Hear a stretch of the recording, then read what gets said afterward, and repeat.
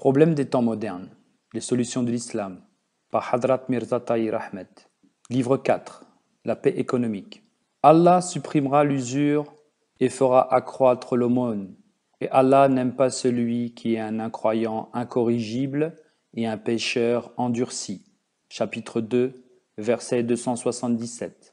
Non, mais vous n'honorez pas l'orphelin, et vous ne vous exhortez pas les uns les autres à nourrir les pauvres, et vous dévorez complètement l'héritage d'autrui, et vous aimez les richesses d'un amour excessif.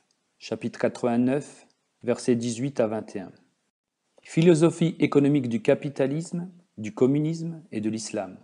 L'ordre économique islamique n'appartient ni au capitalisme ni au communisme. La philosophie du système économique islamique est scientifique, sans être mécanique. Ce système requiert de la discipline, sans pour autant être trop restrictif. S'il permet la propriété et les entreprises privées, il ne favorise pas pour autant l'accumulation des richesses aux mains de quelques-uns au détriment de la grande majorité qui se retrouve démunie et esclave d'un système d'exploitation implacable et cruel. Les systèmes économiques proposés par le capitalisme, le communisme et l'islam reposent sur des philosophies fondamentalement différentes. Le capitalisme. Avec le capitalisme, le capital est rémunéré par l'intérêt. On accepte par principe que le capital ait le droit d'augmenter de lui-même. L'usure joue un rôle central dans le mécanisme de l'accumulation du capital qui est ensuite distribué et utilisé comme énergie pour mettre en mouvement et développer la capacité de production. Ainsi, l'intérêt joue un rôle de stimulant pour maintenir le capital en mouvement. Le communisme. Avec le communisme, le stimulant que représentent les taux d'intérêt pour investir et utiliser le capital dans l'appareil de production n'existe pas. En fait, l'État monopolisant le capital, un stimulant n'est pas nécessaire. Dans une entreprise privée, que l'on paye des intérêts ou pas, le sens de la propriété privée suffit pour créer le désir de voir son capital augmenter le plus rapidement possible. Si on doit rembourser un intérêt sur l'argent emprunté, le taux d'intérêt sert de point de comparaison. Il s'agit en fait d'une fenêtre à travers laquelle on peut contrôler et surveiller l'augmentation ou la diminution de son capital. Dans le système communiste, un tel désir n'existe pas, car ceux qui utilisent le capital n'en sont pas les propriétaires. En outre, aucun moyen ne permet de déterminer dans quelle mesure le taux de croissance économique est suffisant. Puisque l'État communiste possède et contrôle par la force la totalité du capital du pays, le système de l'intérêt devient inutile et perd toute raison d'être. Le problème, c'est que n'étant pas soumis à la pression de devoir gagner plus que l'intérêt que l'on doit payer, on perd toute motivation et tout sens des responsabilités. L'un des aspects de cette question pourrait être résolu si le capital en circulation dans un pays communiste était, par exemple, évalué du point de vue des intérêts qu'il rapporterait s'il était placé dans une banque. Pour résoudre l'autre aspect de cette question, il faudrait évaluer l'économie sur la base des bénéfices et des pertes. Bien sûr, il y aurait beaucoup d'autres complications comme la détermination des salaires, etc. Toutefois, si les experts financiers décidaient de résoudre cette question, on pourrait surmonter de tels problèmes. La comparaison de ces deux résultats permettrait des interprétations très intéressantes. Cette méthode permettrait probablement de détecter les causes réelles du déclin des conditions de vie. Cela dit, sans avoir recours à un tel exercice, il n'est pas difficile de déterminer les causes de ce déclin. L'État étant le capitaliste, il n'y a pas de système de contrôle et de surveillance pour avertir ou prévenir des erreurs de fonctionnement et mettre en évidence les gaspillages. Le gouvernement n'a aucune obligation financière à remplir et n'a pas de compte à rendre sur la façon dont le capital est géré. Une telle situation est remplie de dangers potentiels. L'absence d'intérêt personnel et de système de contrôle financier sur l'utilisation du capital engendre le chaos dans la productivité. Les pertes financières et les rebuts de production ne peuvent qu'augmenter. De même, la politique de répartition du capital n'est soumise à aucun contrôle. Aucun moyen ne permet au gouvernement communiste de comparer les taux réels de sa croissance économique à ceux des pays occidentaux. En outre, les pays communistes doivent prélever beaucoup plus sur leurs ressources pour la défense, la surveillance et pour le maintien de l'ordre et de la loi à l'intérieur même du pays. Comparativement, c'est une part disproportionnée de leur budget qui est engloutie dans ces dépenses. Ces facteurs, liés à d'autres de nature analogue, constituent une forte pression sur l'économie, et son effondrement final peut être éventuellement retardé, mais certainement pas évité. Le concept islamique. Le communisme ne propose aucun stimulant dans le processus de production de richesse. Avec l'islam, bien que les taux d'intérêt soient interdits, ce stimulant existe. L'islam rejette le système de l'usure et de l'intérêt, sans pour autant partager le problème spécifique au monde communiste. Étant donné que le système d'intérêt, qui sert à détourner le capital des investissements non productifs n'existe pas, l'islam s'intéresse au capital immobilisé. Ce contrôle s'effectue par l'intermédiaire d'une taxe appelée zakat, laquelle n'est pas appliquée sur les revenus ou les bénéfices du capital, mais sur le capital lui-même. Le contraste est très clair. Dans les sociétés capitalistes, le capital est amassé par une minorité qui augmente sa fortune à travers l'accumulation des intérêts pour ensuite la recycler dans l'économie et produire un bénéfice supérieur au taux d'intérêt en vigueur. Si cela ne se fait pas, l'économie va obligatoirement se retrouver dans une phase de récession. Avec l'islam, c'est la peur de voir le capital immobile être graduellement érodé par l'imposition de la zakat qui pousse toute personne ayant des économies à investir son argent pour annuler cet effet. Selon l'islam, la réponse aux problèmes économiques de notre planète ne se trouve ni dans le communisme, ni dans le capitalisme. Il est impossible ici de s'étendre davantage sur ce sujet. Toutefois, il est important d'avoir une vision globale du déséquilibre actuel créé par le capitalisme, de manière à en tirer des leçons pour l'avenir. 4 caractéristiques de la société capitaliste. Ces versets du Saint-Coran exposent clairement les éléments qui permettent de détecter un tel déséquilibre au sein de la société. Non, mais vous n'honorez pas l'orphelin, et vous, ne vous exhortez pas les uns les autres à nourrir les pauvres, et vous dévorez complètement l'héritage d'autrui, et vous aimez les richesses d'un amour excessif. Chapitre 89, versets 18 à 21. En résumé, les signes d'une telle situation sont les suivants. Manque d'attention pour le traitement des orphelins, négligence complète de l'aide alimentaire aux pauvres, usurpation des droits d'héritage des autres, accumulation illimitée des richesses. Le capitalisme conduit à la destruction. Sans pour autant soutenir l'idéologie communiste, l'islam rejette certains aspects du capitalisme. La rivalité dans la recherche de l'augmentation des biens de ce monde vous détourne de Dieu jusqu'à ce que vous arriviez à la tombe. Non, mais vous saurez bientôt. Chapitre 102, versets 2 à 4. L'ordre économique en mutation. L'exploitation des citoyens les plus pauvres à travers le système de l'usure, a suscité une révolution sociale qui semble désormais appartenir au passé. Pourtant, lorsqu'on étudie plus profondément ce phénomène, on s'aperçoit qu'il a seulement changé d'apparence. Le monde est aujourd'hui divisé en 2 catégories, ceux qui possèdent et ceux qui n'ont rien. C'est la conséquence directe de l'exploitation de la planète par les pays capitalistes modernes. Il faut ajouter à cela le retour au capitalisme de tous les membres repentants de l'ancien bloc communiste. On frémit en songeant à la quantité de sang que l'on va encore soutirer aux nations du tiers-monde déjà gravement affaiblies. Malheureusement, il semble que les vampires du capitalisme n'aient d'autre solution que de sucer encore plus de sang. Il est clair que la lutte opposant le capitalisme au communisme, les 2 principaux systèmes économiques, est maintenant terminée. Le marxisme-léninisme n'est plus du tout d'actualité. Par ailleurs, les partisans de la soi-disant économie du libre-échange semblent se réjouir de leur victoire apparente. Mis à part la Chine, les pays de l'ancien bloc communiste, au lendemain de la liberté retrouvée, en sont toujours à lutter pour réduire la misère de leur société. Le fossé économique n'est pas aussi profond entre l'Est et l'Ouest qu'entre le Nord et le Sud. La séparation entre les pays industrialisés et ceux de l'Amérique du Sud et de l'Afrique se situe à un autre niveau. Concernant la situation économique, la disparité entre Amérique du Nord et du Sud est certainement très alarmante. Ce n'est pourtant rien en comparaison avec le fossé qui sépare l'Europe de l'Afrique, continent si proche de l'Europe et pourtant tellement éloigné d'un point de vue économique.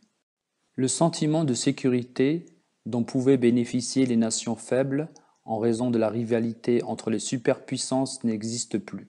En outre, l'espoir selon lequel les pays pauvres auraient pu tirer un quelconque avantage de la fin de la guerre froide va disparaître très rapidement.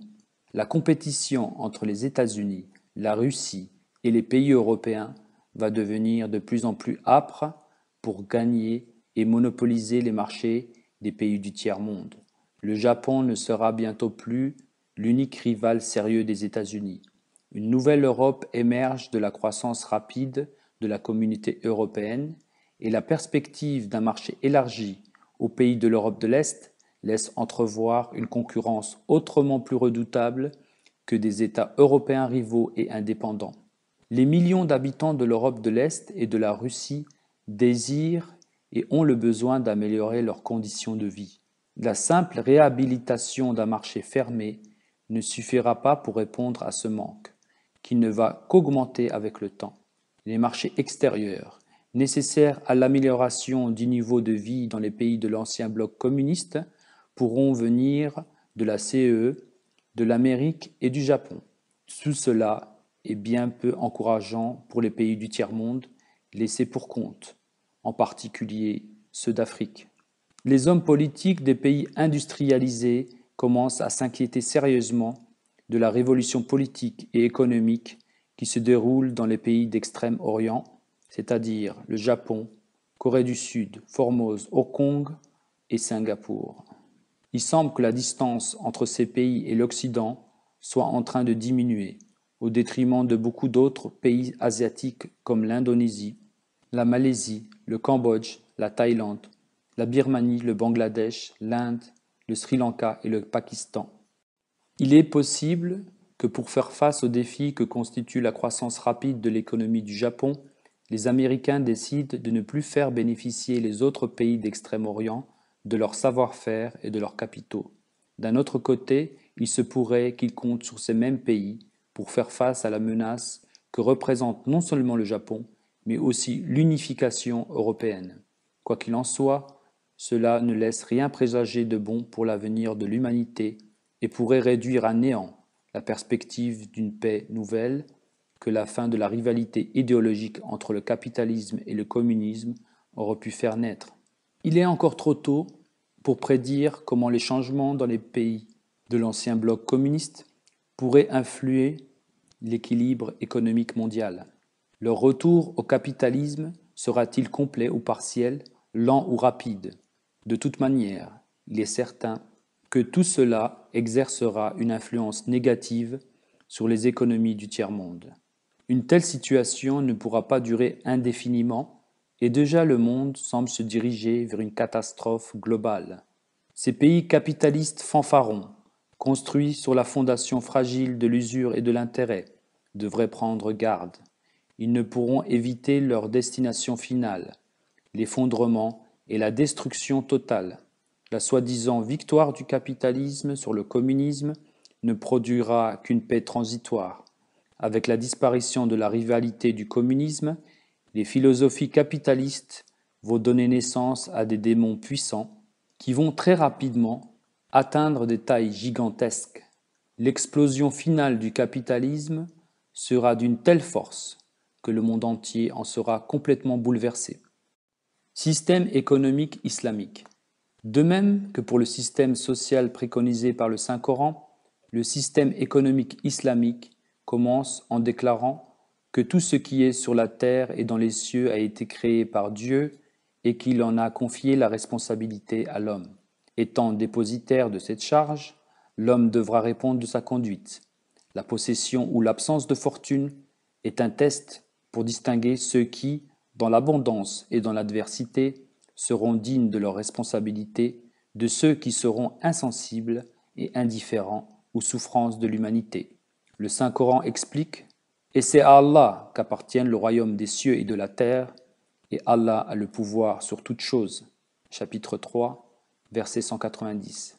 Puis il enseigne que tout a été créé par Dieu pour le bénéfice de tous et qu'une partie devrait être partagée entre les hommes. Ont-ils une part dans le royaume?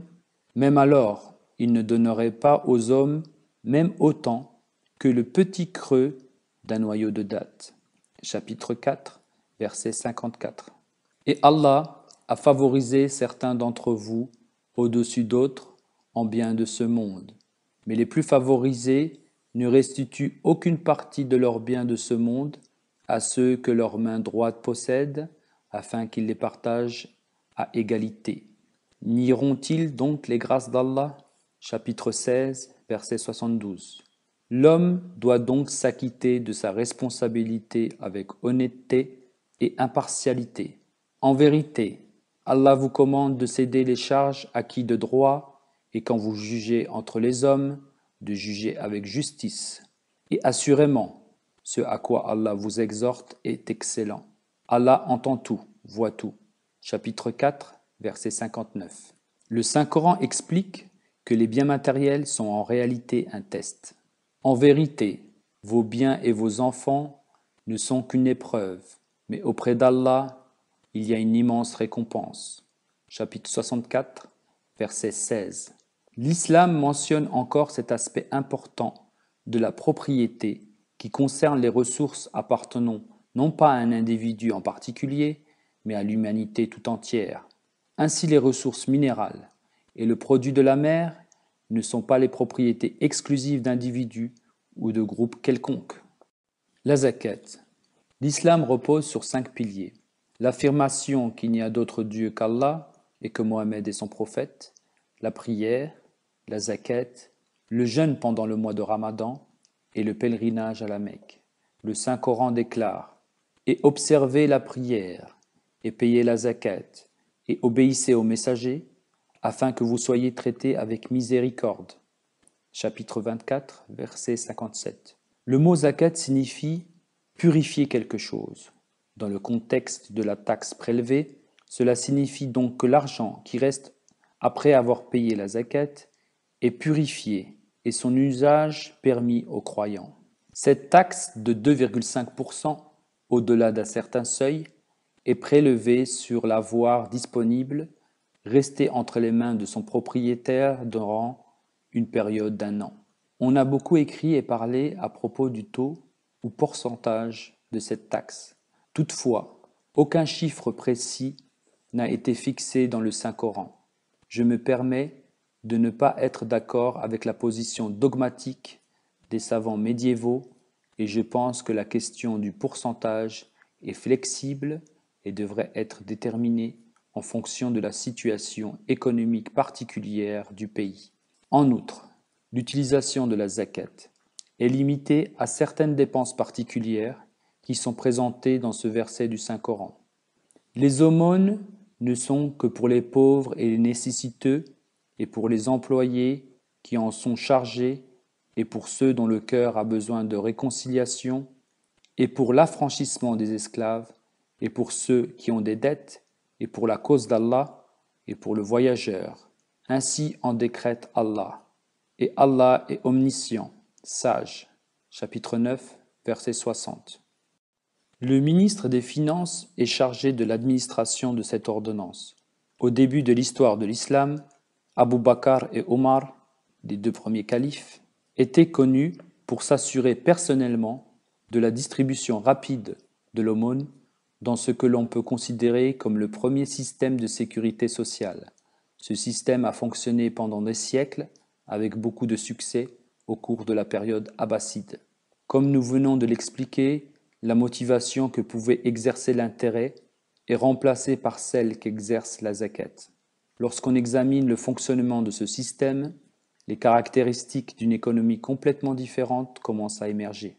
Aucune somme d'argent, quelle que soit son importance, ne peut survivre très longtemps sans augmenter plus rapidement que le taux auquel elle est taxée. C'est exactement de cette façon que la zakat fonctionne. Dans un État véritablement islamique, elle agit comme le moteur de l'économie. Prenons le cas d'un individu possédant un peu d'argent. S'il n'est pas capable de participer directement à une entreprise commerciale, il ne trouvera aucune banque pour lui proposer un intérêt sur son capital. Pourtant, s'il possède une somme assez importante pour être soumise à la taxe de la zakat, l'inspecteur des impôts viendra tous les ans frapper à sa porte pour collecter cette taxe sur son capital. Un tel individu aura deux alternatives, soit faire personnellement fructifier son argent, soit combiner ses ressources avec d'autres pour fonder des entreprises petites ou grandes. Un tel mécanisme va obligatoirement promouvoir les associations et la création de petites entreprises ou de groupes d'actionnaires basés sur un principe strict de profit et de perte. De telles compagnies n'auront pas de dette et ne devront rien rembourser avec intérêt à des institutions financières quelconques. Si on compare la situation de telles entreprises avec leur équivalent dans les pays capitalistes, on s'aperçoit qu'elles seront soumises à des pressions complètement différentes dans les périodes de difficulté et de crise. Lorsqu'il y a récession dans le secteur industriel ou commercial, la chute de la demande crée une baisse de production ou de vente qui peut mettre en péril de nombreuses entreprises. Les intérêts qu'elles doivent payer pour rembourser leurs dettes augmentent jusqu'à ce qu'il ne soit plus possible de survivre. Par ailleurs, si une économie est basée sur les principes islamiques, un ralentissement du commerce ou de la consommation va simplement faire entrer les entreprises dans une phase d'hibernation.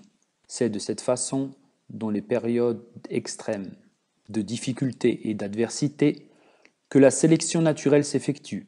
Étant donné que les charges financières n'accablent pas les entreprises, celles-ci peuvent supporter une pression beaucoup plus importante le temps que dure la crise et la récession.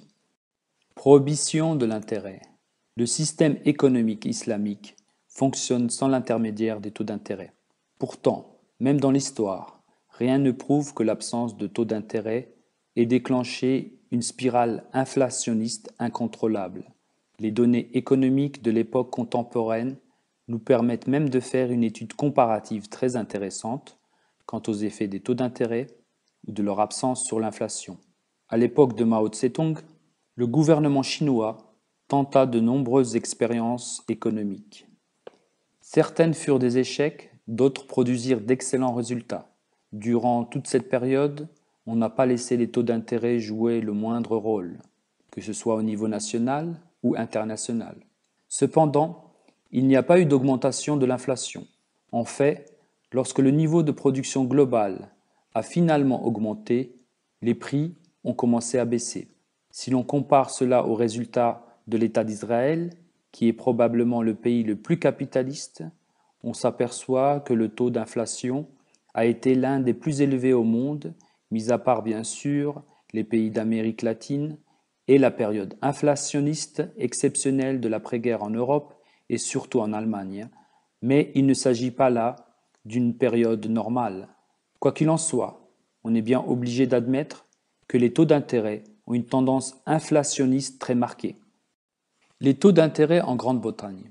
Le débat qui a lieu actuellement à propos de l'opportunité d'une politique de taux d'intérêt élevé est particulièrement révélateur.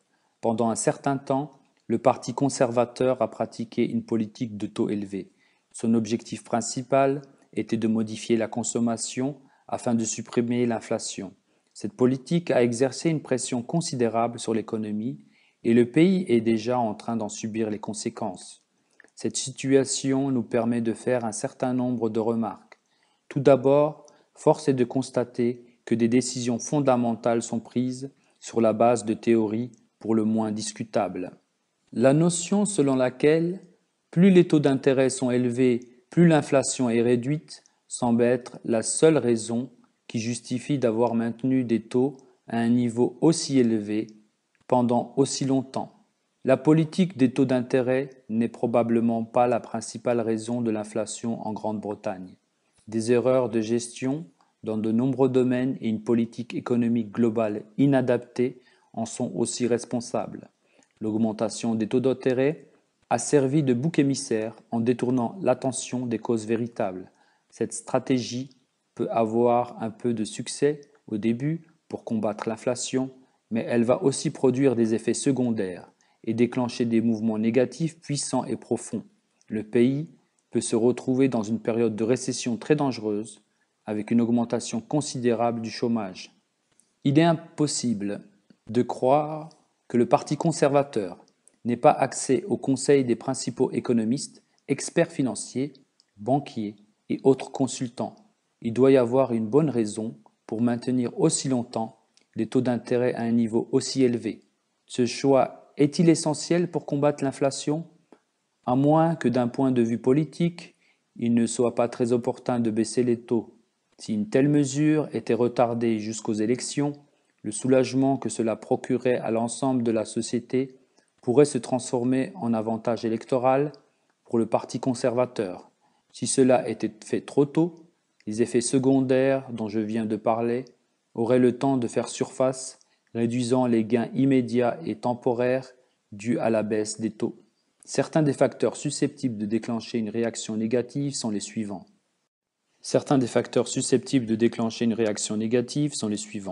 Premièrement, les taux d'intérêt élevés n'ont pas seulement réduit le pouvoir d'achat des consommateurs, mais aussi bloqué la veine jugulaire de l'industrie. Deuxièmement, une grande partie du peuple britannique, cherchant à se procurer certaines choses simples et pourtant nécessaires, a souffert considérablement. Ceux qui ont emprunté des sommes importantes pour placer un toit au-dessus de leur tête ont dû être très prudents en faisant leurs calculs financiers. Ils ont adapté leur capacité de remboursement et leurs dépenses quotidiennes de façon à pouvoir honorer les mensualités des emprunts, limitant au maximum les dépenses superflues et imprudentes. Il est tout à fait clair qu'ils ne sont certainement pas responsables de l'inflation. Et pourtant, ce sont eux qui ont le plus souffert des soi-disant mesures anti-inflationnistes du gouvernement destinées à réduire les prix pour le plus grand bénéfice de toute la population. Au même moment, la valeur de leur maison a commencé à chuter et ils se sont retrouvés devant un dilemme insoluble, incapables de rembourser leur emprunt ou de trouver un acheteur pour leur propriété. Troisièmement, l'inflation est un phénomène complexe. Bien que nous ne souhaitions pas consacrer plus de temps qu'il n'en faut à ce sujet, il est pourtant nécessaire de s'y attarder. C'est pourquoi j'en appelle à l'indulgence des lecteurs avant de continuer. Les tendances inflationnistes peuvent être déclenchées, entre autres, lorsque le pouvoir d'achat des individus est trop élevé par rapport aux biens et services disponibles sur le marché. Soit en résumé, trop d'argent à dépenser pour pas assez de choses à acheter. En fait, il est probable que ce cas de figure n'ait pas été la cause des problèmes du Royaume-Uni. La quantité d'argent en circulation a, dans une large mesure, supporté l'industrie britannique en augmentant la consommation intérieure. En outre, la réduction des impôts et les taux de change favorables à la livre sterling ont attiré les acheteurs étrangers pour le plus grand bénéfice de l'industrie britannique, déjà soutenue par l'expansion de son marché intérieur. La logique aurait dû conduire à une réduction des prix à la consommation. L'augmentation de la production aurait dû absorber les frais généraux fixes, seuls les coûts marginaux se répercutant sur les prix hors d'usine. Les bénéfices auraient été encore plus importants, tout en laissant une marge suffisante pour réduire les prix. Le maintien d'une politique de taux d'intérêt élevé pendant une longue durée a renversé cette tendance naturelle de l'économie et a eu des conséquences dramatiques pour l'avenir. Les marchés internationaux perdus seront difficiles à regagner. Quatrièmement, les changements en Europe entraînent un afflux d'argent très important vers l'économie allemande, déjà très robuste. Comme nous l'avons expliqué précédemment, cela pourra avoir des conséquences graves pour l'avenir de l'industrie britannique. Le gouvernement actuel peut essayer de retarder la baisse nécessaire des taux autant que possible. Le prochain gouvernement, s'il est conservateur, va hériter de problèmes considérables légués par le gouvernement de son propre parti. De tout cela, les hommes politiques des quatre coins du monde devraient en tirer une leçon très importante. Utiliser les taux d'intérêt pour contrôler l'économie nationale, constitue en fait une ingérence dans l'économie libérale.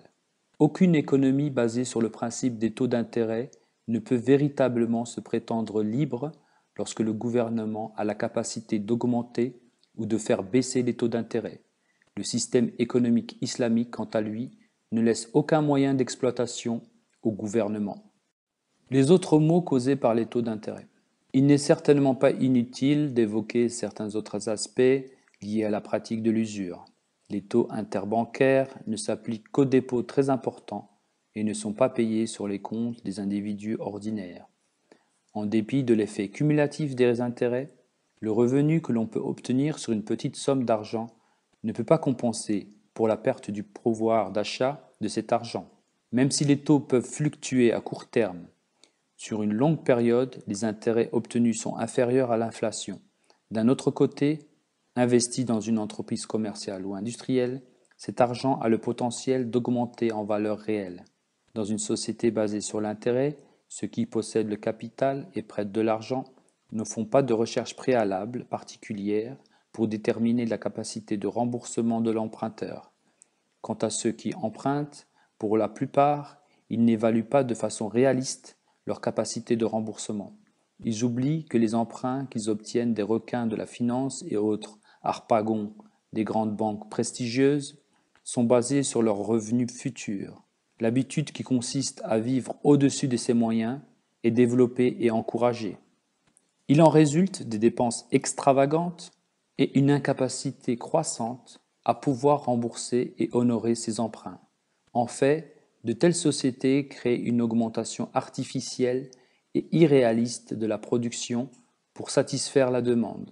Cet aspect négatif des économies, basé sur l'usure, doit être illustré et discuté de manière plus approfondie. Les réclames et autres publicités incessantes et abrutissantes ont façonné une société obsédée par le désir d'acquérir toujours plus. On présente au grand public un mode de vie luxueux en lui faisant miroiter les derniers modèles d'automobiles équipés des tout nouveaux gadgets. Les gens n'ayant pas les moyens de tout s'offrir vont se tourner vers les cartes de crédit et autres autorisations de découvert pour satisfaire leurs désirs. Ils vont donc dépenser plus qu'ils ne gagnent. Si cet argent devait être remboursé sans intérêt, cela reviendrait à une augmentation du pouvoir d'achat présent au prix d'une réduction équivalente dans l'avenir. Prenons l'exemple d'une personne qui gagne 10 000 francs par mois et qui va emprunter 400 000 francs. Note du traducteur, nous sommes en 1990, d'où l'usage du franc. Sa capacité de remboursement va être déterminée par ce qu'il peut économiser chaque mois. Supposons qu'il arrive tout juste à s'en sortir avec 6 000 francs. Sa capacité d'épargne est donc de 4 000 francs par mois. Il devra vivre avec ce budget très serré pendant 100 mois, c'est-à-dire 8 ans et 4 mois, à condition bien sûr qu'il n'ait pas d'intérêt à rembourser. En réalité, il a emprunté de l'argent sur les revenus de ses 100 prochains mois de travail et il l'a dépensé au début de cette période. Le seul véritable avantage qu'il ait obtenu, c'est de satisfaire son impatience sans avoir à attendre environ 9 ans. Par contre, s'il doit aussi payer des intérêts sur l'argent emprunté, sa situation financière sera bien pire. Si l'on suppose un taux moyen de 14%, l'emprunt sur les revenus futurs sera beaucoup plus important que la somme d'argent empruntée au début. Cela va réduire sa capacité de remboursement et augmenter considérablement la durée des paiements. Pour n'avoir pas eu la patience d'attendre, cette personne devra souffrir patiemment pendant près de 20 ans en payant 5 000 francs par mois pour rembourser au total 1 200 000 francs. La perte est certainement pour celui qui emprunte et non pour celui qui prête. Le prêteur fait partie d'un système d'exploitation extrêmement puissant qui lui garantit un bénéfice confortable, déduction faite de l'inflation et des risques associés au prêt lui-même. En revanche, avec l'inflation, la situation de l'emprunteur va s'aggraver considérablement. Son pouvoir d'achat va continuer à baisser et viendra un jour où il ne lui sera plus possible de vivre normalement avec ses 6 000 francs. Tous n'ont pas la chance d'obtenir des augmentations de salaire équivalentes à l'inflation. En outre, dans une société de plus en plus basée sur la recherche du plaisir, Il devient impossible de patienter dans l'austérité que l'on s'est imposée après ces moments de dépenses irréfléchis. Les emprunts imprudents vont encore augmenter et les dépenses vont rapidement dépasser les revenus. Ainsi, des dizaines d'années de salaire seront promises aux banques pour rembourser emprunts et autres charges financières. Dans leur ensemble, de telles sociétés se dirigent inévitablement vers une situation de crise profonde. On ne peut pas hypothéquer continuellement son avenir sans finir par se retrouver au bord du précipice financier. De plus, les dépenses irresponsables vont à leur tour faire augmenter l'inflation. Combattre l'inflation en augmentant les taux d'intérêt dans l'espoir que l'argent plus cher va réduire la consommation est une politique dangereuse. Le risque est grand de déclencher une série de mécanismes qui conduisent à la récession économique. Une telle conjoncture est déjà très grave lorsqu'il s'agit d'un phénomène national, mais lorsque les mêmes facteurs entraînent une récession dans la plupart des pays du monde, c'est l'humanité tout entière qui se trouve menacée par une récession globale. De telles situations peuvent conduire à la catastrophe et parfois même aller jusqu'aux guerres. Des faillites et liquidations se multiplient. Le commerce et l'industrie entrent dans le marasme. Le chômage augmente. Le marché immobilier s'effondre. Le climat général de frustration favorise la fraude et le crime. Le nombre de personnes démunies et sans domicile fixe s'accroît considérablement. Si l'on arrivait là, personne ne devrait être surpris, et surtout pas les défenseurs et champions du capitalisme. Dans une économie capitaliste, les individus dont la capacité de remboursement est dépassée ne sont pas les seuls concernés. En fait, c'est l'avenir tout entier de l'industrie qui est lui aussi mis en danger au prix d'un bénéfice temporaire et immédiat. Au début, bien sûr, l'industrie nationale bénéficie largement de cette situation, ce qui contribue à diminuer les prix des produits manufacturés dans le pays. Le transfert d'argent vers un individu augmente non seulement son pouvoir d'achat, mais aussi la productivité de l'industrie nationale. Une augmentation de la consommation, suivie de celle de la production, permet de réduire les coûts. Cela procure à l'industrie nationale un avantage sur les marchés internationaux par rapport à la concurrence. Tout semble baigné dans l'huile, jusqu'au jour où survient la migraine qui suit toujours les soirées trop arrosées. Du fait de son impatience et pour avoir dépensé au-delà de ses moyens, lorsque l'ensemble de la société se retrouve profondément endetté vis-à-vis des banques, sa capacité financière globale est finalement au bout du rouleau. La seule alternative possible consiste à essayer de pénétrer les marchés extérieurs pour survivre et rester compétitif. La rapidité avec laquelle un pays en arrive à cette impasse est inversement proportionnelle à la taille de son marché intérieur. La durée peut varier d'un pays à l'autre, mais le résultat reste le même. Tournons-nous maintenant vers les États-Unis pour essayer de déterminer comment les choses pourraient y évoluer. C'est sans aucun doute le pays dont le marché intérieur est le plus apte, de par son importance, à soutenir l'industrie nationale. Certains économistes prétendent que même si ce pays était coupé du reste de la communauté internationale, l'importance et la taille de son marché intérieur pourraient garantir la survie de son industrie. Toutefois, ces experts ne prennent pas en considération l'ensemble des facteurs liés à cette question. Si par exemple on applique aux États-Unis le scénario dont nous venons de parler, la logique ne peut nous amener qu'à la même conclusion. Ce n'est qu'une question de temps. Avec un budget en déficit et une dette de centaines de milliards de dollars, l'ensemble du pays a déjà trop dépensé, la population sera tôt ou tard soumise à une pression financière considérable. Le pouvoir d'achat dans son ensemble ne peut que baisser, sans quoi les maisons de crédit feront faillite. Seule la dimension fait ici la différence. En tous les cas, les lois de la nature ne peuvent être évitées et s'appliquent à tous sans distinction. Lorsqu'il fait chaud, les piscines et les bassins se réchauffent plus rapidement que les lacs. De même les mers, les plus petites se réchauffent plus rapidement que les grandes. Toutes subissent pourtant inévitablement le même sort. Le climat des pays bordant les grands océans est toujours plus modéré car il faut beaucoup de temps pour refroidir ces masses d'eau, même lorsque l'hiver est déjà arrivé. Le même phénomène s'applique aux océans de l'économie. Le système qui consiste à dépenser l'argent emprunté est fondamentalement bancal. Il est absolument ridicule d'espérer en obtenir des résultats positifs.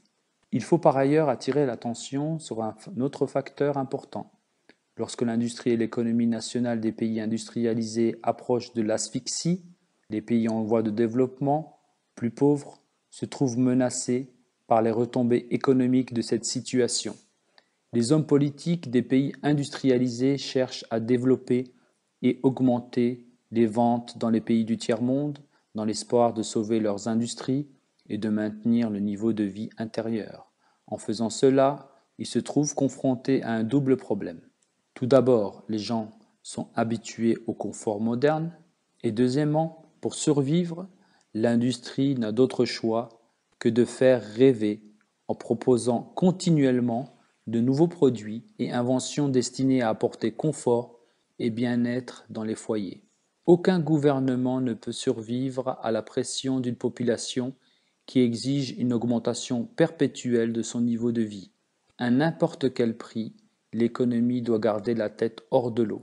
Bien évidemment, ce sont les pays du tiers-monde qui, plus que jamais, font les frais du maintien artificiel du niveau de vie dans les pays industrialisés.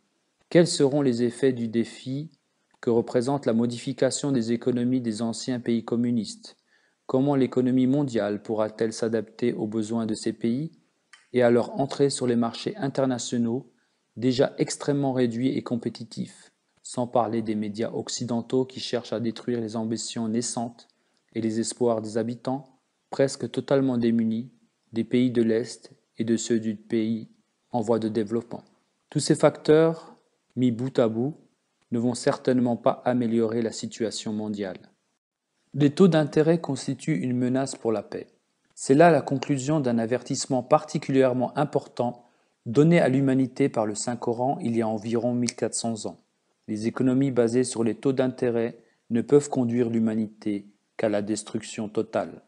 Ceux qui dévorent l'usure ne s'élèvent pas, sauf comme s'élève celui que Satan a frappé de folie. C'est parce qu'ils disent « le commerce aussi est de l'usure », tandis qu'Allah a rendu le commerce licite et l'usure illicite.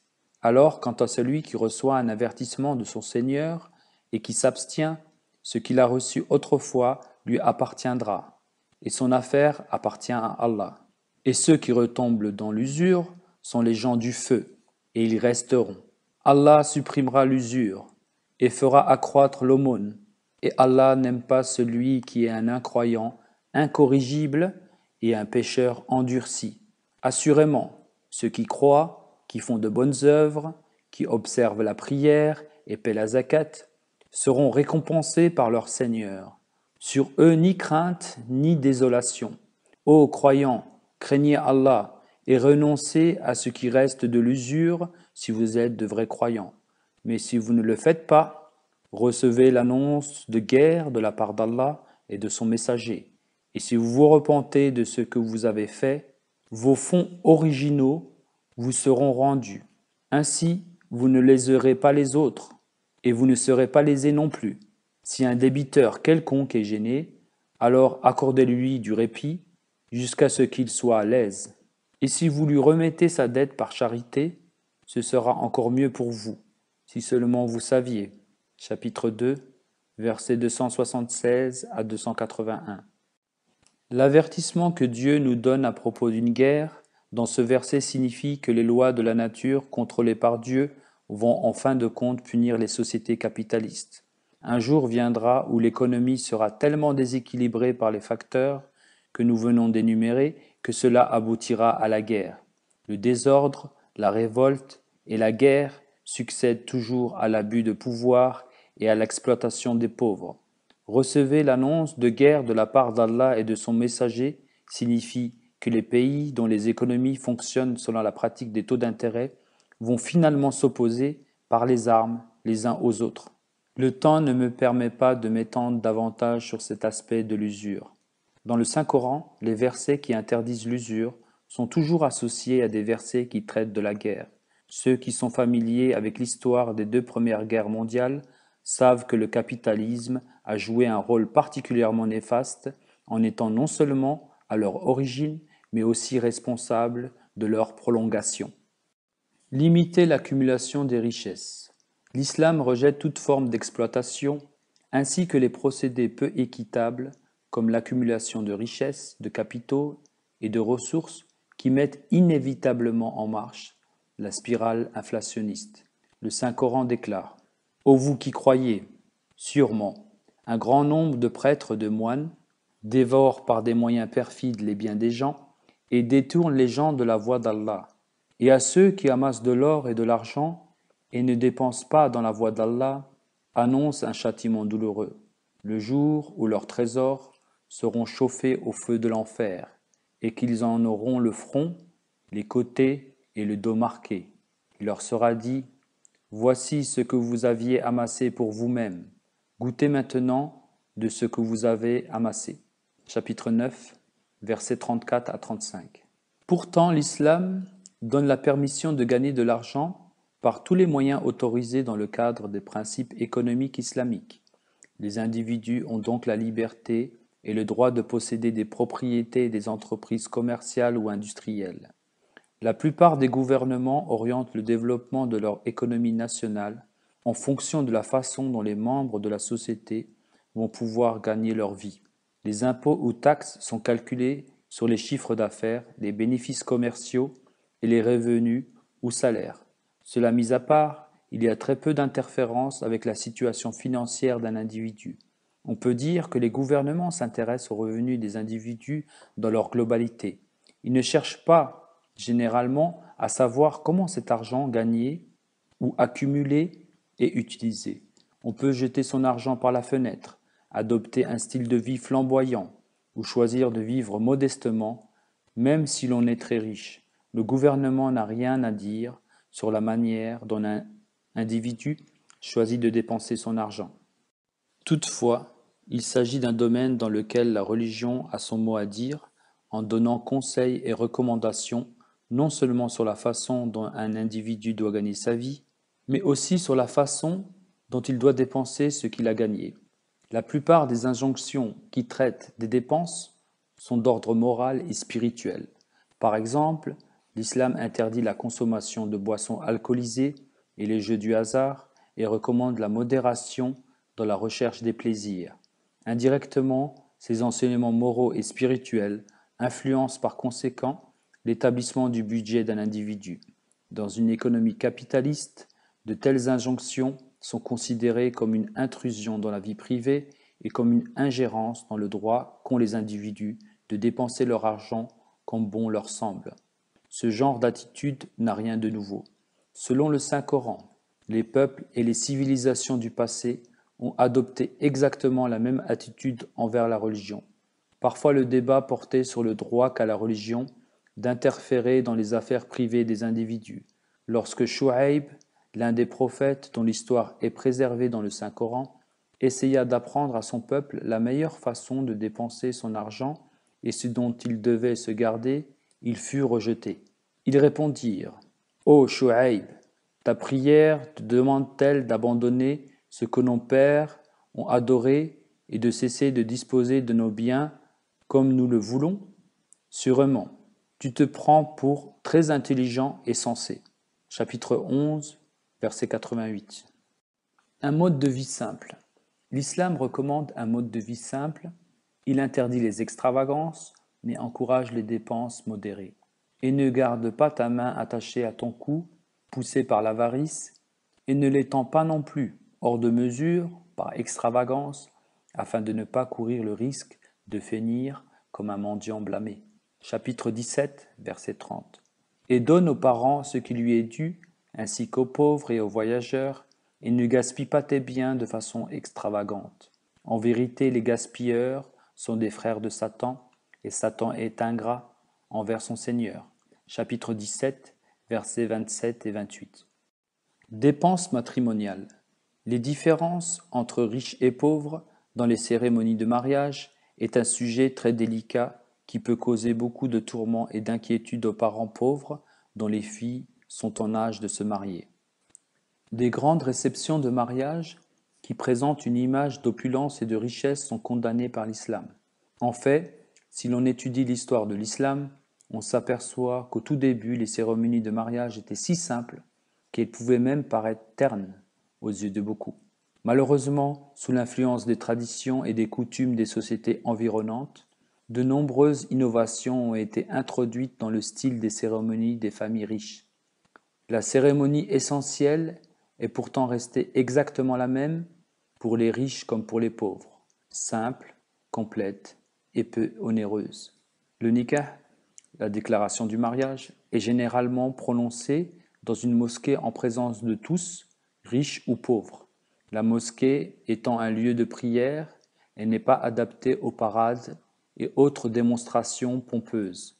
Pour ce qui concerne les dîners et autres réceptions organisées pour célébrer cette occasion, les riches sont avertis qu'un festin auquel le pauvre n'a pas été invité est maudit aux yeux de Dieu. Ainsi se trouvent réunis les gens les mieux habillés de la société et ceux portant les vêtements les plus simples. Cela permet d'ouvrir les yeux des riches et permet aux pauvres de goûter certains mets raffinés et délicats, mais qui sont généralement réservés à ceux qui en ont les moyens. Accepter les invitations des pauvres.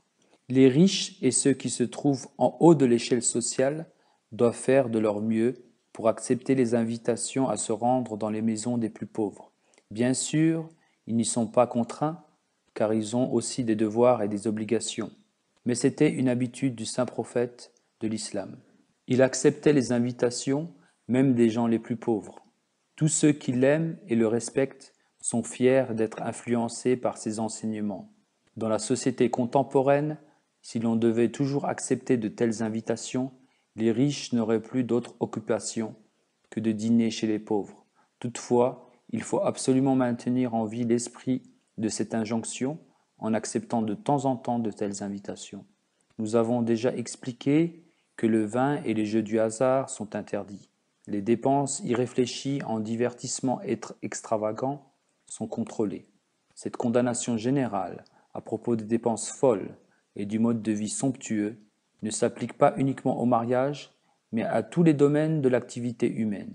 La beauté de cet enseignement, c'est qu'il ne cherche pas à être imposé par la force, mais plutôt suggère et conseille avec affection une façon de vivre différente. Modération dans les habitudes alimentaires. Ô enfants d'Adam, prenez soin de votre parure à chaque occasion et en chaque lieu d'adoration. Mangez et buvez sans dépasser les limites. Assurément, il n'aime pas ceux qui manquent de modération. Chapitre 7, verset 32. Le temps ne me permet pas de discuter ici du besoin de combattre la famine, dont l'une des étapes essentielles consiste à limiter le gaspillage de la nourriture. Toutefois, j'aborderai ce sujet brièvement un peu plus tard. Emprunter de l'argent. Concernant les sommes d'argent empruntées pour subvenir à des besoins essentiels ou en cas d'urgence, l'islam est particulièrement strict quant au fait qu'il ne doit pas y avoir d'intérêt. Ceux qui ont les moyens doivent aider ceux qui ont des difficultés financières. Il est aussi clairement expliqué que si le débiteur soumis à des difficultés n'est pas en mesure de rembourser l'emprunt, on doit lui accorder une période de grâce plus importante. Les proches parents du débiteur peuvent aussi l'assister. Les dettes peuvent être récupérées sur les propriétés d'une personne décédée. On peut également recourir à la zakat pour soulager les obligations financières de ceux qui croulent sous les dettes. Toutefois, si le riche peut annuler la dette, cela est encore mieux aux yeux de Dieu. Néanmoins, si le débiteur a les moyens financiers de rembourser sa dette, il doit le faire pendant la période déterminée et devrait même y ajouter une certaine somme à titre de faveur. Ce n'est bien sûr ni obligatoire, ni prédéterminé, sans quoi cela pourrait être considéré comme une forme d'intérêt. Le Saint-Coran déclare « Ô vous qui croyez, quand vous empruntez de l'argent à terme fixe, consignez la dette par écrit, et qu'un scribe l'écrive scrupuleusement en votre présence. Et aucun scribe ne doit refuser d'écrire, car c'est Allah qui lui a octroyé de la connaissance. Qu'il écrive donc, et que dicte celui qui encourt l'obligation. Qui craigne Allah, son Seigneur, et ne diminue en rien la somme. Mais si le débiteur est faible d'esprit ou incapable de dicter lui-même, alors que quelqu'un qui est en mesure de veiller à ses intérêts dicte avec justice, et appelez 2 témoins d'entre vos hommes, et à défaut de 2 hommes, alors choisissez un homme et 2 femmes de celles qui vous plaisent comme témoins, de sorte que si la mémoire fait défaut à l'une des 2 femmes, l'autre femme soit là pour lui rappeler. Et les témoins ne doivent pas refuser de s'acquitter de ces fonctions lorsqu'on les y appellera. Et ne dédaignez pas de consigner la dette par écrit, qu'elle soit petite ou grande, ainsi que le jour fixé pour le remboursement. Cela est plus équitable devant Allah, plus sûr pour les témoignages et plus susceptible de vous épargner les doutes. Par conséquent, ne manquez pas de coucher par écrit la dette, à moins qu'il ne s'agisse de marchandises que vous avez sous la main et que vous donnez ou prenez de main en main, auquel cas ce ne sera pas un péché que de ne pas l'écrire. Et prenez toujours des témoins toutes les fois que vous vendez l'un à l'autre, et que ne fasse aucun mal, ni aux scribes, ni aux témoins. Car si vous agissiez ainsi, alors assurément vous seriez coupable d'un acte de désobéissance. Et craignez Allah, et Allah vous accorde la connaissance, et Allah sait bien toutes choses. Et si vous êtes en voyage, et que vous ne trouviez pas de scribe, alors prenez un gage comme garantie. Et si l'un d'entre vous commet quelque chose à la garde de l'autre, que celui à qui la chose a été confiée la restitue bien à l'autre, et qu'il craigne Allah son Seigneur. Et ne dissimulez pas les témoignages, car celui qui les dissimule a assurément un cœur de pécheur, et Allah sait bien ce que vous faites. Chapitre 2, versets 283 et 284. Il est très important de se rappeler que ces versets ont été utilisés complètement hors de leur contexte par des savants à l'esprit moyenâgeux qui déclarent que selon l'islam, le témoignage d'une femme seule n'est pas suffisant. Ils prétendent que pour être légal, le témoignage de 2 femmes est nécessaire quand celui d'un seul homme suffit. Après avoir déformé la signification de ce verset, ils ont donné une image complètement erronée de la valeur des témoignages des hommes et des femmes dans la jurisprudence islamique. Ils en déduisent que, lorsque la Saint-Coran demande le témoignage d'un homme, il pourra être remplacé par celui de 2 femmes. Et si le témoignage de 2 hommes est nécessaire, 4 femmes devront témoigner, et ainsi de suite. Ce concept est tellement éloigné des véritables enseignements islamiques que l'on se sent frustré d'entendre de telles déclarations sur une question aussi importante de juridiction. À propos de ces versets, les points suivants devraient être notés. Il n'est pas nécessaire que les 2 femmes viennent témoigner. Le rôle de la seconde femme est clairement présenté et limité à celui d'une assistante. Si la femme qui agit en tant qu'assistante pense que celle qui doit témoigner a oublié quelque chose ou n'a pas complètement compris l'esprit du contrat, elle peut le lui rappeler. Enfin, la femme qui témoigne est entièrement libre d'accepter ou de rejeter l'aide de son assistante. Son témoignage reste unique et indépendant, et dans le cas où elle ne serait pas d'accord avec son assistante, c'est elle qui aura le dernier mot. Après cette courte parenthèse, nous pouvons maintenant retourner à notre discussion initiale. Les éléments essentiels des obligations contractuelles dans l'islam sont de consigner les contrats par écrit, le débiteur devant en dicter les termes en présence des témoins, d'être d'une honnêteté absolue et de toujours garder la présence de Dieu à l'esprit dans toutes ses opérations. Il faut aussi ajouter que dans une économie dans laquelle l'argent est prêté sans intérêt, les créditeurs ne vont certainement pas inonder le marché de prêts et de crédits qui ne sont pas nécessaires. Dans ces conditions, le pouvoir d'achat de la société va rester à l'intérieur des limites réalistes et en rapport avec les conditions du présent. La tendance qui consiste à emprunter sur l'avenir va automatiquement disparaître. Une industrie fondée sur un tel principe restera solide et capable de survivre aux périodes de crise et de récession économique. L'argent public ne doit pas être utilisé pour favoriser les riches, mais doit au contraire circuler en direction des couches les plus pauvres de la société.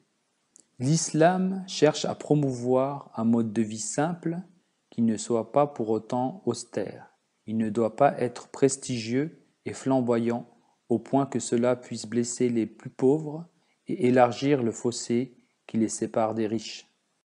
Différentes classes économiques. Il est important de bien comprendre que les différentes classes sociales ne sont pas créées par l'accumulation des richesses entre les mains de quelques-uns, mais par la division du capital entre les propriétaires de l'outil de production et les ouvriers. Nombreux sont les facteurs qui rentrent en jeu dans la création des classes sociales. Il est impossible d'en mentionner tous les aspects, ni comment ils agissent individuellement et collectivement dans le processus de création d'une société basée sur les divisions en classes sociales. L'étude de la société en Inde devrait fournir un excellent exemple de l'évolution d'une société basée sur les classes sociales au cours des millénaires. Le processus d'évolution n'a pas été influencé par la distribution des richesses, mais par des facteurs sociaux, ethniques, religieux et politiques. Une longue histoire d'invasion, de conflits internes, de lutte pour la survie et la domination est préservée par le système des castes qui est à l'origine des classes sociales hindoues. Marx avait réalisé la gravité de cette situation. Dans une série de lettres envoyées au Herald Tribune, le quotidien de New York, il présente la situation sociale en Inde comme étant opposée à la philosophie communiste. Il explique que l'Inde est le pays le moins susceptible de se tourner vers le communisme à cause de l'existence du système des castes. D'un point de vue islamique, la création de classes sociales ne commence à poser un problème que lorsqu'il n'existe pas de règles éthiques qui traitent de la façon dont l'argent doit être dépensé. Imaginons une société dans laquelle les gens vivent une vie simple sans faire de dépenses inconsidérées pour se vêtir, se nourrir et se loger, et où les différences entre les divers modes de vie ne sont pas particulièrement marquées. L'accumulation des richesses entre les mains de quelques-uns ne cause pas en elle-même autant de problèmes que l'inégalité des dépenses. Cela blesse uniquement lorsque l'argent est dépensé de manière extravagante et inconsidérée. C'est le mode de vie des personnes riches et célèbres, avec son prestige, son éclat et sa séduction, qui est directement responsable de la création du fossé entre les riches et les pauvres. En effet, ces derniers assistent à tout cela, tandis qu'ils doivent lutter quotidiennement pour joindre les deux bouts. L'islam ne cherche pas à s'introduire de façon péremptoire dans la liberté d'un individu de gagner et de dépenser son argent comme bon lui semble. Au contraire, il cherche à promouvoir et à encourager le secteur privé par rapport au secteur public. Il propose un mode de vie qui, s'il était suivi à la lettre et dans son esprit, rendrait la vie beaucoup plus simple et reposante. Étant donné que cet aspect de la philosophie économique de l'islam a déjà été abordé précédemment, il n'est pas nécessaire de s'y étendre davantage. Loi islamique sur l'héritage. La loi islamique à propos de l'héritage joue un rôle très important dans le processus de distribution des richesses qu'on le reçoit à la mort d'un membre de sa famille. Une portion déterminée est attribuée aux époux, enfants et proches parents. Il est impossible de priver quiconque de son droit à cet héritage qui lui est accordé par Dieu, sauf s'il y a une bonne raison, auquel cas ce n'est pas aux individus, mais aux tribunaux d'en décider. Une personne peut disposer comme bon lui semble d'un tiers au maximum de ce qu'il possède. En fait, ces dispositions sont là pour empêcher l'accumulation de richesses dans les mains de quelques-uns. D'après la loi islamique sur l'héritage, le droit d'aînesse ou celui du testamentaire capricieux de léguer sa fortune à qui bon lui semble n'existe pas. Les biens mobiliers ou immobiliers continuent d'être divisés génération après génération et même les domaines les plus considérables finissent au bout d'un certain temps par être partagés en un grand nombre de plus petites propriétés. Un tel système, en enrayant le monopole de la propriété, empêche la permanence des divisions au sein de la société. Interdiction de la corruption. Et ne dévorez pas votre fortune entre vous en utilisant des moyens frauduleux, et ne l'offrez pas en pot de vin aux autorités afin de pouvoir dévorer une partie des biens d'autrui injustement. Chapitre 2, verset 189. Nous présenterons ce problème qui prend, dans les pays du tiers-monde, la forme particulièrement visible de la corruption lorsque nous aborderons le sujet de la paix individuelle. Éthique commerciale.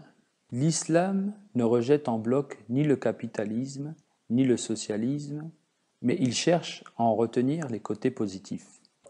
Voilà quelques-unes des règles d'éthique commerciale qui furent introduites par l'islam il y a 1400 ans et que l'homme d'aujourd'hui a finalement découvertes à travers des expériences douloureuses. Premièrement, dans l'islam, les relations commerciales sont basées sur une confiance et une honnêteté absolue. Deuxièmement, l'islam interdit l'utilisation de poids et de mesures falsifiées. Troisièmement, les commerçants n'ont pas le droit de vendre des produits avariés, des articles défectueux ou devenus inutiles. Ils ne doivent pas essayer de dissimuler les défauts des articles qu'ils proposent. Si un tel article est vendu sans que l'acheteur le sache, celui-ci a le droit de le ramener lorsqu'il s'en aperçoit pour se faire rembourser. Quatrièmement, un commerçant n'a pas le droit de faire payer différents prix selon les clients, mais peut offrir à certains d'entre eux des réductions spéciales. Il est libre de fixer le taux qu'il souhaite. Cinquièmement, l'islam interdit la fausse compétition ou les cartels qui la favorisent. Sixièmement, l'islam recommande que la vente et l'achat de marchandises se fassent ouvertement de préférence, en présence de témoins, et que l'acheteur soit bien informé sur ce qu'il achète. Pour résumer, l'islam utilise une stratégie destinée à réduire le fossé qui existe entre les riches et les pauvres. Les moyens utilisés sont les suivants.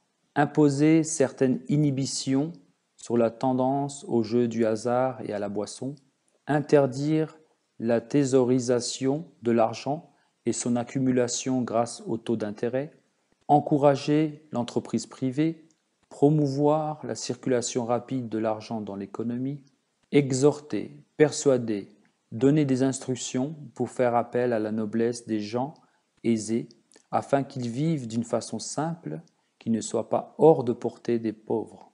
L'objectif de l'islam est de rendre l'homme plus sensible aux sentiments des autres et de réduire et tuer en lui les impulsions animales et sadiques. Une guerre sainte, dans le vrai sens du terme, est engagée contre la vanité, l'hypocrisie, le manque de profondeur, la prétention et l'arrogance. Tout ce qui est raffiné et noble dans l'homme est mis en avant, et celui-ci devient sensible au point qu'il a le sentiment qu'il serait criminel de vivre dans le luxe et le confort, lorsque d'autres sont démunis, souffrent et parviennent difficilement à survivre. Bien entendu, ceux qui se trouvent à l'avant-garde de cet idéal d'humanité sont toujours minoritaires.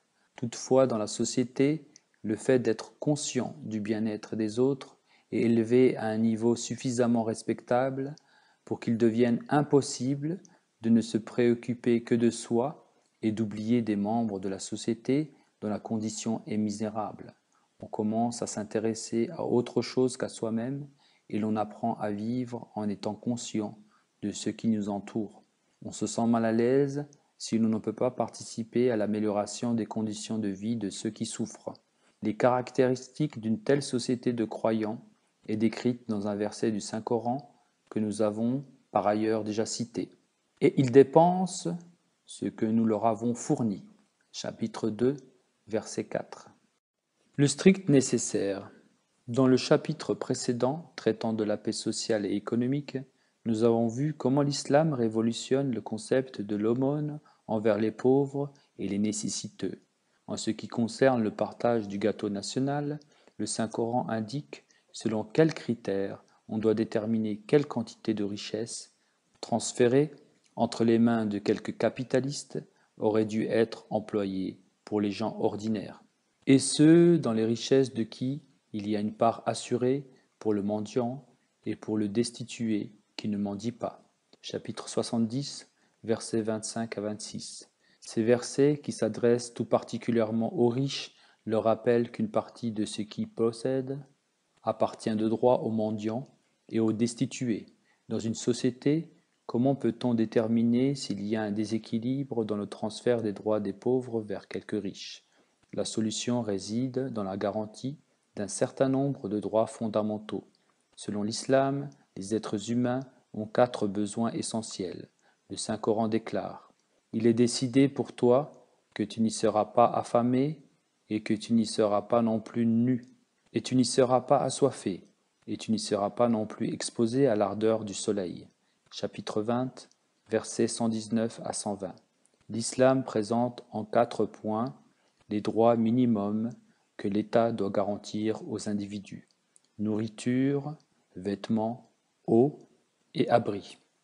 Même en Angleterre et aux États-Unis, des milliers de personnes sans abri doivent chercher dans les poubelles leur nourriture. De telles scènes mettent à nu les faiblesses du modèle capitaliste.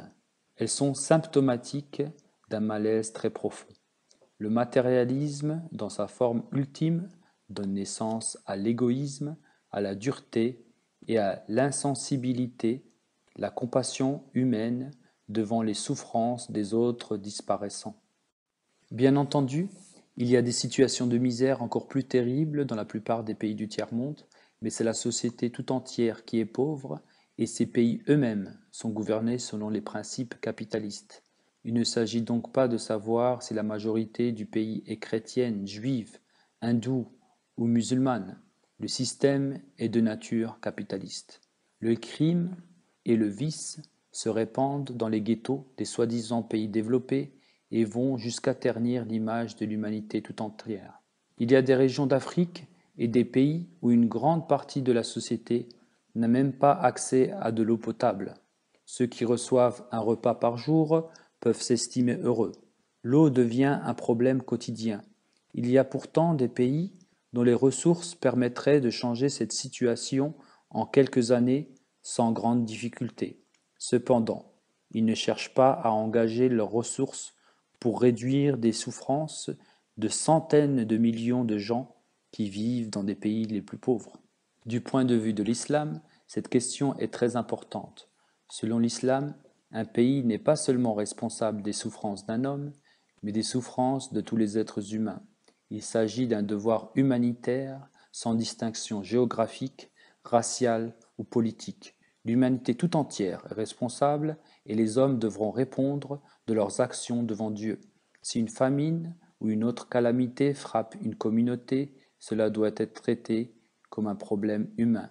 Toutes les sociétés et tous les États doivent participer pour soulager les souffrances de cette communauté. Malgré les développements dans les domaines scientifiques et technologiques, il est regrettable de remarquer que l'élimination de la faim et de la soif n'a pas reçu l'attention qu'elle mérite. Il devrait y avoir un moyen par lequel la totalité des ressources humaines pourrait être canalisée rapidement et efficacement vers ceux qui souffrent de la famine ou qui se retrouvent sans abri et sans moyens de subsistance. Les gouvernements ont des responsabilités nationales et internationales. Leur responsabilité au niveau national consiste à satisfaire les besoins de chaque membre de la société et à s'assurer qu'ils ont tous suffisamment à boire et à manger, et qu'ils ont de quoi se vêtir et se loger. Sur le plan international, leur responsabilité est de participer au regroupement des ressources en cas de catastrophe naturelle ou de calamité humaine et d'aider ces pays qui sont incapables de faire face à ces crises. C'est donc le devoir du gouvernement de faire respecter la justice en transférant aux mendiants et aux pauvres ce qui leur appartient de droit.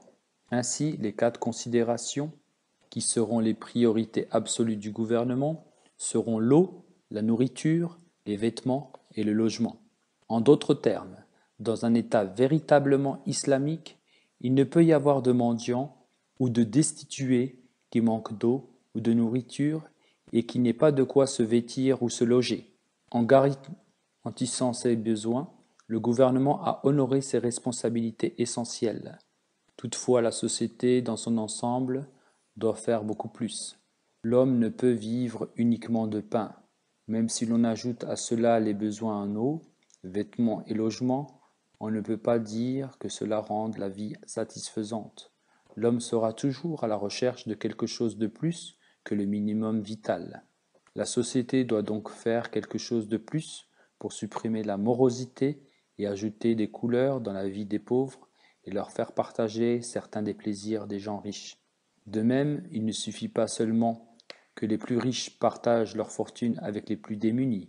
Il est nécessaire qu'ils partagent aussi la misère qui accompagne la pauvreté qui frappe une très grande partie de l'humanité. Il devrait y avoir un système tel que les riches et les pauvres puissent se mélanger et grâce auquel les couches aisées pourraient, si elles le désirent, témoigner personnellement de ce que vivent dans la pauvreté une grande partie de leurs congénères et ce que la pauvreté signifie réellement. L'islam propose de nombreuses mesures qui rendent impossible le compartimentage et l'isolement des différentes classes de la société. Nous avons brièvement mentionné certaines de ces mesures précédemment. L'adoration comme moyen de parvenir à l'unité économique. Premièrement, affirmer qu'il n'y a d'autre Dieu que le Dieu unique établit l'unicité de Dieu et de sa création et unit l'humanité à travers le Créateur Tout-Puissant. Deuxièmement, le fait d'accomplir les 5 prières quotidiennes en congrégation est peut-être l'un des moyens les plus efficaces. Riches et pauvres, faibles et puissants, doivent obligatoirement venir faire leurs prières dans une mosquée dans la mesure où elle est accessible. Cette injonction s'adresse donc à presque toute la société.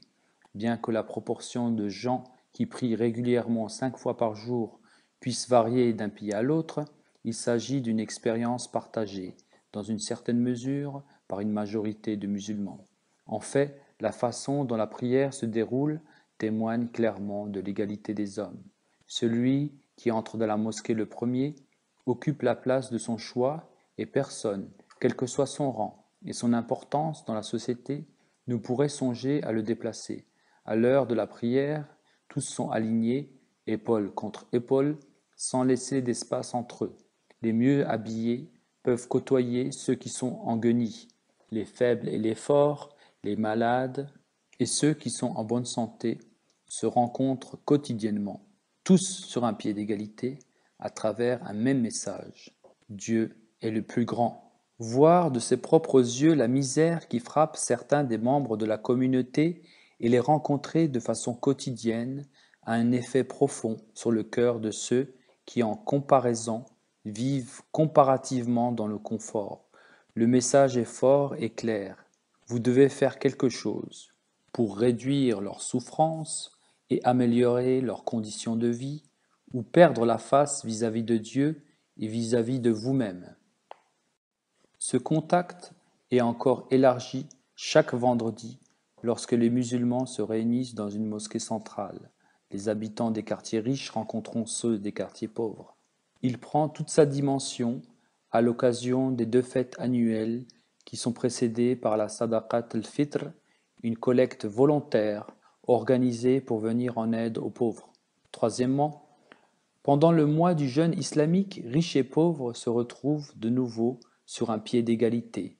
Les riches souffrent eux aussi de la faim et de la soif, et cela les amène à comprendre la situation des pauvres, pour qui la faim et la soif sont une réalité quotidienne. Quatrièmement, la zakat sert à transférer le capital des riches et à donner aux pauvres la part qui leur revient de droit. Cinquièmement, le 5e et dernier pilier de l'islam est le pèlerinage, souvent cité comme la manifestation la plus spectaculaire de l'unité humaine. Les femmes qui participent au pèlerinage ont la permission de porter de simples vêtements cousus. Les hommes ne sont vêtus que de 2 draps, une tenue identique pour les riches comme pour les pauvres. Mais ce n'est pas tout.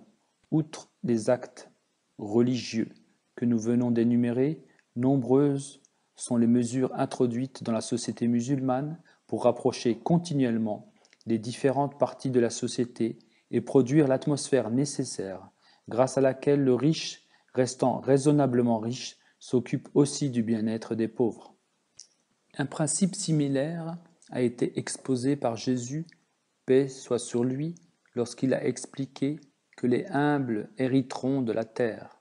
Il est regrettable de constater que malgré cette injonction morale, le monde capitaliste est bien loin de s'occuper des pauvres et des plus démunis dans la société. Obligations internationales. Le Saint-Coran traite des situations liées aux catastrophes naturelles ou aux désastres qui s'abattent sur une société et explique ce qu'il faut faire dans de telles circonstances. C'est de remettre en liberté un esclave ou un jour de famine, de nourrir un orphelin qui est un proche parent ou un indigent gisant dans la poussière. Chapitre 90, versets 14 à 17. En d'autres termes, ces versets indiquent comment servir sincèrement l'humanité d'une façon acceptable par Dieu. Premièrement, le tout premier devoir de l'homme, c'est de venir en aide à ceux qui sont soumis à toute forme d'esclavage. Tout service qui serait contraire à ce concept est rejeté par Dieu. À la lumière de cet enseignement, un système d'aide aux pays du tiers-monde sous conditions et soumis à certaines obligations est complètement rejeté. Le deuxième, c'est devoir nourrir l'orphelin, même si celui-ci a un tuteur. Le troisième devoir consiste à nourrir l'indigent, sa faiblesse le laissant si faible qu'il est comme gisant dans la poussière. L'utilisation de l'expression « yom » jour et le style employé montrent clairement que bien que ce verset soit au singulier, il est évident qu'il décrit une période de crise générale. Après réflexion, on s'aperçoit que ce verset présente la façon dont les sociétés très riches traitent les pauvres lorsqu'ils ont besoin d'aide dans les périodes de grandes difficultés. L'aide qui leur est fournie s'accompagne de conditions. Ainsi la raison et l'esprit de l'aide sont détruits. Les pauvres sont soulagés d'une misère pour retomber aussitôt dans une autre. Le système moderne d'aide aux pays en difficulté, avec toutes les conditions qui y sont liées, est décrit de façon brève et révélatrice. On explique aux croyants qu'ils ne doivent pas tirer avantage de la faiblesse des pauvres, individus ou nations, en les soulageant de leurs souffrances, tout en les privant de leur liberté. Le mot orphelin est utilisé au sens large et il s'applique aux individus dépendants aussi bien qu'aux nations. Ces dernières sont comme des orphelines qui auraient des proches parents riches mais qui auraient pourtant été abandonnées par ceux-ci. On n'a pas le droit de les abandonner sous prétexte qu'il y en a d'autres qui en sont responsables. Le cas des pays producteurs de pétrole est un exemple éloquent. Si quelques-uns des pays du Golfe Persique s'étaient réunis pour venir en aide à l'humanité qui souffre, ils auraient pu résoudre pour toujours le problème de la famine et la sécheresse en Afrique sans pour autant se mettre en difficulté financière. Les sommes d'argent considérables qu'ils ont déposées dans les banques étrangères ou investies dans les pays occidentaux génèrent des intérêts et des revenus qui pourraient à eux seuls faire disparaître la misère et la souffrance de l'Afrique. De toute façon, l'islam leur interdit de dépenser pour eux-mêmes les revenus des intérêts bancaires. Le cas du Bangladesh, accablé par les calamités naturelles, mérite d'être présenté dans ce contexte. Le monde entier a abandonné ce pays. L'aide, pour peu qu'elle existe, est minuscule et totalement inefficace pour soulager la population de sa misère. Ces nations doivent être considérées comme orphelines selon la définition élargie du terme. Lorsque de telles nations sont abandonnées par leurs proches, il s'agit d'un crime aux yeux d'Allah. Lorsqu'il s'agit des souffrances des nations pauvres, les gens ont une attitude naïve et même malhonnête envers Dieu et la nature. En réalité, c'est l'homme lui-même qui est responsable de sa dureté et de son manque total de sensibilité. Si l'on pouvait remplir le cœur humain de cette qualité particulière qui consiste à pouvoir faire un effort pour souffrir pour les autres, la terre pourrait encore devenir un paradis. Dans le monde non islamique, la même attitude égoïste est prédominante. Si par exemple l'Éthiopie possède des liens étroits avec l'Union soviétique, l'aide ne doit pas lui être refusée sous prétexte que c'est à son protecteur soviétique de s'en occuper. Si des millions de musulmans meurent de faim au Soudan, leurs souffrances ne doivent pas être ignorées sous prétexte qu'en sont responsables ses frères, c'est-à-dire les pays comme l'Arabie saoudite et les riches États musulmans.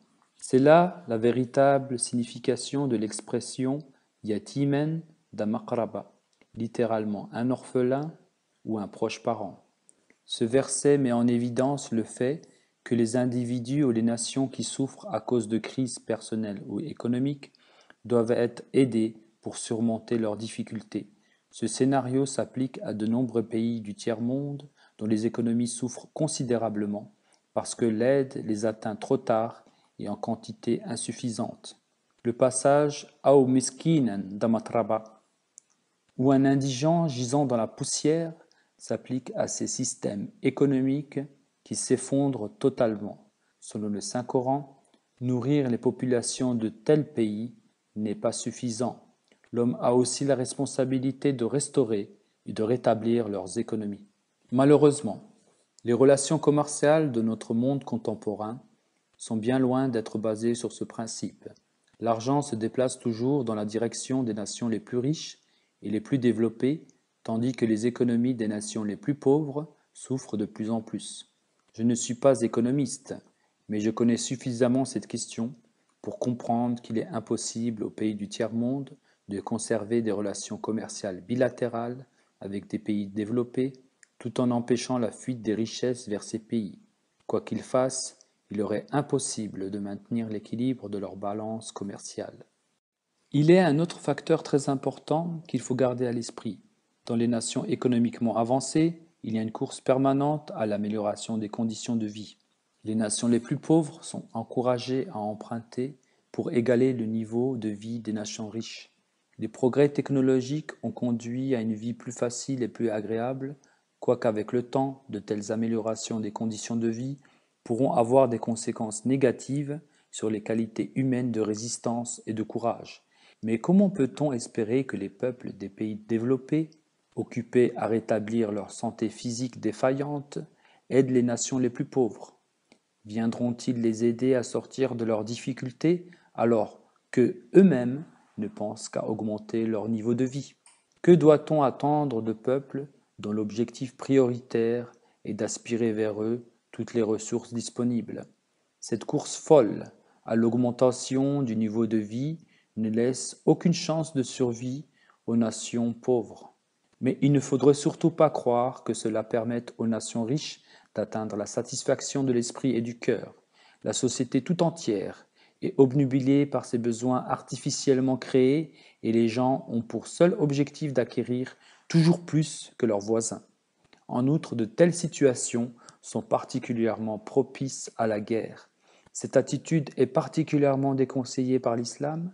L'islam propose une société dans laquelle les gens vivent en fonction de leurs moyens. En cas de difficulté, les ressources sont disponibles, non seulement au niveau individuel et familial, mais aussi au niveau national. Pour les pays les plus pauvres, une telle situation est remplie de dangers.